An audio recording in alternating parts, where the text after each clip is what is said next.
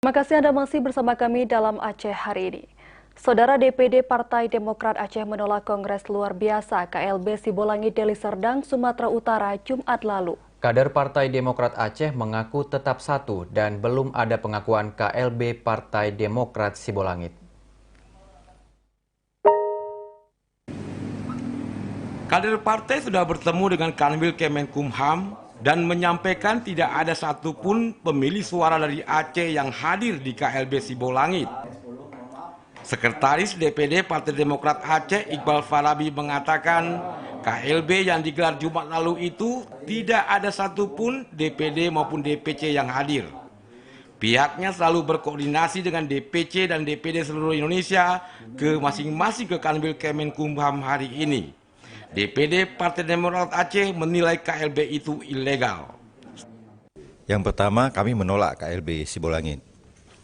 Yang kedua, kami menolak Muldoko. Jadi bagaimana tanggapan kita? Muldoko sudah ditetapkan sebagai Ketua Umum Partai Demokrat dan akan mendaftarkan ke Kemenkumham. Kami menunggu proses selanjutnya. Karena bagaimanapun sampai dengan saat ini, secara formal, kami masih satu. Belum ada pengakuan apapun dari negara terhadap hasil kongres yang itu. Kami akan menunggu hasil selanjutnya dan apabila nanti situasi berubah sesuai dengan arahan Ketua Umum DPP Partai Demokrat AHY, kami akan melawan secara hukum. Seluruh Indonesia, DPD dan DPC akan melawan secara hukum. Sebelumnya, Wakil Ketua DPRA dari fraksi Partai Demokrat Dalimi mengatakan peserta yang hadir di KLB tidak memiliki suara yang sah.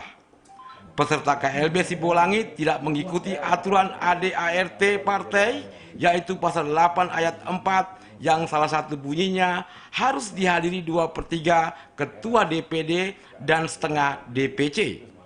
Sebagaimana diketahui menurut Dalimi, ketua DPD Partai Demokrat berjumlah 34 dan ketua DPC 514 seluruh Indonesia. Tim Liputan TVRI melaporkan dari Banda Aceh. Kader Partai